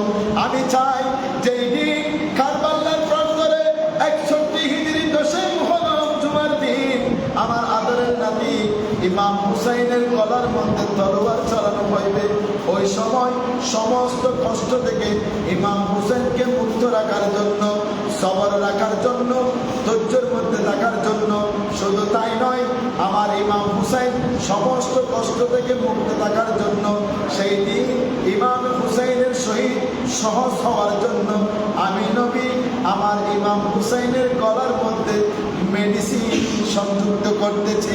উচ্চ আওয়াজে বলুন না সুবহানাল্লাহ। আমার নবীর প্রথম মুবারক, এটাই হচ্ছে উম্মতি মুহাম্মাদের জন্য বড়ই সেবা। আমার নবীর প্রথম মুবারক, এটা উম্মতি মুহাম্মাদের সর্বরোগের জন্য বড় মেডিসিন। আমার নবী ইমাম হুসাইনের ঠোঁটের মধ্যে চুমা দিচ্ছে, কারণ 61 হিজরি নিষ্ঠুর এজে আমার নবীর খলিজার টুকরা, আমার নবীর দহিতর ইমাম হুসাইনকে শের মুবারক দ্বিখণ্ড করার মাধ্যমে শহীদ করবে। সেই দিন যেন ইমাম হুসাইন সমস্ত কষ্ট থেকে মুক্ত থাকতে পারে, সমস্ত কষ্ট থেকে মুক্ত থেকে সহজে যেন শাহাদাতের সুধা পান করতে পারে। এই জন্য আমার নবী তার গলা মুবারকের মধ্যে চুমু দিয়ে মেডিসিন সংযুক্ত করতেছেন। এই কথা শোনার পর মা ফাতেমা রাদিয়াল্লাহু তাআলা চোখের পানি ফেলিয়ে ফেলিয়ে ঝরঝর করে চোখের পানি ফেলিয়ে তিনি কান্না করতেছেন। কান্না করতে করতে বলেন, ইয়া রাসূলুল্লাহ, ইয়া হাবিবাল্লাহ, শুনেছি আমার আদরের সন্তান হাসান বিষ পান করার মাধ্যমে শহীদ হবে। আমার আদরের সন্তান ইমাম হুসাইন সের মুবারক দ্বিখণ্ড করার মাধ্যমে শহীদ হবে। ইয়া রাসূলুল্লাহ, আমি মা সন্তানের এই কষ্ট সহ্য করা আমার জন্য বড়ই কষ্ট, তারপর আমি সহ্য করে যাব, আমি সব কষ্ট মেনে নিতে পারবো। ইয়া রাসূলুল্লাহ, আমি মা আম্মাজান ফাতেমা রাদিয়াল্লাহু তাআলা পক্ষ থেকে আপনি নবীর দরবারে একটি আবদার, একটি আরজ, ইয়া রাসূলুল্লাহ, আমার হাসান, আমার ইমাম হুসাইন শহীদ আমি মেনে নিব, তবে আমার একটা শর্ত হচ্ছে, যেই নবী উম্মতি করে চোখের পানি ফেলিয়ে ফেলিয়ে কান্না করেছেন, যেই নবী উম্মতের জন্য দাঁত মুবারক শহীদ করেছেন, যেই নবী উম্মতের জন্য শরীর মুবারক থেকে রক্ত ঝরিয়েছেন, যেই উম্মতের জন্য আপনি হেরা গুহায় বিভিন্ন রক্তের চোখের পানি ফেলিয়ে আল্লাহর দরবারে ফরিয়াদ করেছেন, যে উম্মতের গুনাহ মাফের জন্য, যে উম্মতের শাফায়াতের জন্য আপনি চোখের পানি ঝরঝর করে ফেলিয়েছেন। ইয়া রাসূলুল্লাহ, ইয়া হাবিবাল্লাহ, আমার আদরের সন্তান ইমাম হাসান এবং ইমাম হুসাইনের শহীদের বিনিময়ে আপনার কোটি কোটি উম্মতের নাজাতের কোনো উসিলা হবে নি। উচ্চ আওয়াজে বলুন না সুবহানাল্লাহ। ফাতেমারে শুনো শুনো, আমার আদরের নাতি ইমাম হাসান ইমাম হুসাইনের শহীদের মাধ্যমে কালকে আমাদের ময়দানে আমার আল্লাহর দরবারে আমি আরজ করব, আমার এই আদরের নাতি হাসান এবং ইমাম হুসাইনের শহীদের মাধ্যমে আমার কোটি কোটি জাহান্নামী উম্মতদেরকে আপনি আল্লাহর পক্ষ থেকে নাজাত মুক্ত করে, আল্লাহর পক্ষ থেকে নাজাত নিয়ে, নাজাতের সার্টিফিকেট নিয়ে তাদেরকে আমি জান্নাতে প্রবেশ করাবো। উচ্চ আওয়াজে বলুন না সুবহানাল্লাহ। এরাই হচ্ছে নবীর আহলে বাইত। এদেরকে ভালোবাসা মানে নবীকে ভালোবাসা, এদেরকে ভালোবাসা মানে আল্লাহকে ভালোবাসা, আল্লাহকে ভালোবাসা মানে জান্নাতের দাবিদার হওয়া। আর আহলে বাইতের ত্যাগ, যে আহলে বাইত আমাদের জন্য, নানাজির উম্মতের জন্য সের মুবারক দিয়েছেন, শরীর থেকে সের মুবারক দ্বিখণ্ড করে দিয়েছেন, যে আহলে বাইত বিষ পান করার মাধ্যমে শাহাদাত বরণ করেছেন, শুধু কিছুর জন্য নয়, নানাজির ইসলামকে কিয়ামত পর্যন্ত জিন্দা রাখার জন্য। এই ইমাম হুসাইন যদি কারবালার প্রান্তরে সের মুবারক যদি না দিত, তিনি যদি এজিদের হাতে বায়াত গ্রহণ করত, আজ কোটি কোটি উম্মত জান্নাত নয় বরং জাহান্নামের দিকে ধাবিত হতো। সেই জাহান্নামী উম্মতদেরকে আল্লাহ সের মুবারক দ্বিখণ্ড করার মাধ্যমে জান্নাত দান করেছেন ইমাম হুসাইন রাদিয়াল্লাহু তাআলা। সেই ইমাম হুসাইনকে মহব্বত করা, সেই ইমাম হুসাইনকে ভালোবাসা সমস্ত উম্মতি মুহাম্মদের উপর ওয়াজিব। আমরা যে নামাজ পড়ি, সেই নামাজের পরিপূর্ণ শিক্ষা কারবালার প্রান্ত থেকে পেয়েছি। কারবালার প্রান্ত থেকে আমাদেরকে অনেক শিক্ষা দিয়েছেন, কারবালার প্রান্ত থেকে আমাদেরকে নামাজের শিক্ষা দিয়েছেন। যতই বড় কঠিন মুসিবত আসুক না কেন, নামাজের কোনো বিকল্প নাই। নামাজকে অস্বীকার করা যাবে না, নামাজকে অবহেলা করা যাবে না। যতই বিপদ আসুক না কেন, হকের মধ্যে নিজেকে প্রতিষ্ঠিত করে রাখতে হবে। যত বাধা বিপদ আসুক না কেন, ন্যায়ের মধ্যে নিজেকে প্রতিষ্ঠিত করে রাখতে হবে, ন্যায়ের মধ্যে থাকতে হবে। যত বিপদ আসুক না কেন, ধৈর্যের মধ্যে তোমাকে সবার এখতিয়ার, ধৈর্যের মধ্যে অটল থাকতে হবে। এই পরিপূর্ণ শিক্ষা কারবালার প্রান্ত থেকে ইমাম হুসাইন নানাজির উম্মতদেরকে শিক্ষা দিয়েছেন। সের মুবারক চলে যাবে, এই তো কোনো সমস্যা নাই, ইসলাম তো জিন্দা থাকবে, এটাই মূল। ইসলাম জিন্দা হতা है हर কারবালা के बाद। ইসলাম জিন্দা হয়েছে কারবালার প্রান্ত থেকে। সেই দিন যদি ইমাম হুসাইন সের মুবারক না দিত, ইসলাম কবর হয়ে যেত। সের মুবারক দিয়েছেন বিদায় ইসলাম জিন্দা হয়েছে। আল্লাহ রাব্বুল আলামিন আমাদের প্রত্যেকে ইসলামের পথে পথে নিজের জীবনটাকে পরিচালনা করার, আহলে বাইত রাসূল সাল্লাল্লাহু আলাইহি ওয়াসাল্লামের ভালোবাসা মহব্বতের মাধ্যমে এই জীবন যেন পরিচালনা করতে পারি, সেই তৌফিক দান করুন। সবাই বলুন আমিন। আলহামদুলিল্লাহি রাব্বিল আলামিন। আসসালামু আলাইকুম ওয়া রাহমাতুল্লাহি ওয়া বারাকাতুহু। ইয়া নবী সালাম, ইয়া রাসূল সালাম,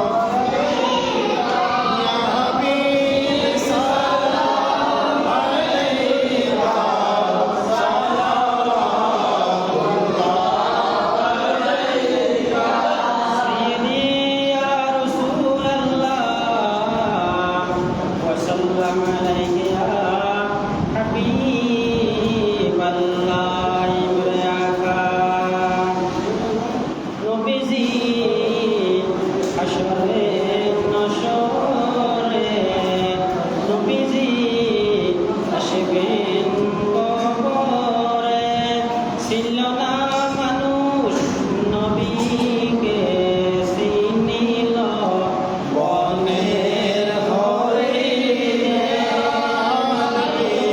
সালাম আলাইকা ইয়া রাসূল সালাম আলাইকা হাবিব সালাম আলাইকা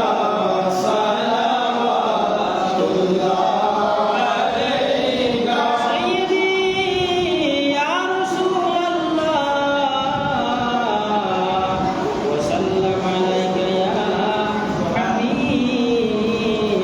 হাবিবাল্লাহ ইলাকা আমাদের মনের বেদনা বুঝাইলে কেহ বুঝে না শুনাইলে কেহ শুনে না